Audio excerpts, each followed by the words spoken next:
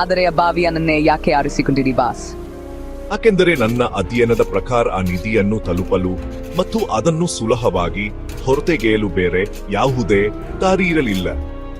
ನಾವು ಹಾಗೆ ಹೋಗಿದ್ದರೆ ಯಾರಾದರೂ ಸಾಮಾನು ಎಲ್ಲಿಂದ ಬಂತು ಅಲ್ಲಿಗೆ ತೆಗೆದುಕೊಂಡು ಹೊರಗೊತ್ತಿದ್ದೀರಿ ಎಂದು ಕೇಳಬಹುದಿತ್ತು.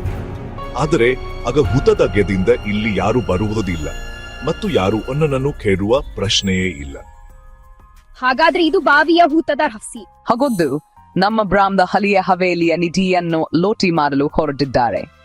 ಆಯ್ಪಿಯು ಕಾಕ ದರೋಗೆ ಅಣ್ಣಾಂಜಿವಲ್ಲಿ ಹದ್ದು ನಾನೇ ಅವರಿಗೆ ಹೇಳಿದ್ದೆ.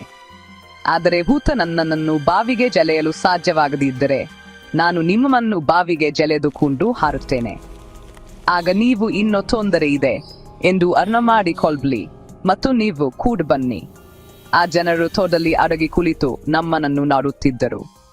ಆದರೆ ದೋಪಕ್ ಮಗು, ಇದರಲ್ಲಿ ಇನ್ನೂ ತೊಂದರೆ ಇದೆ ಅಂದು ನಿನಗೆ ಹೇಗೆ ಅನುಮಾನ ಬಂತು?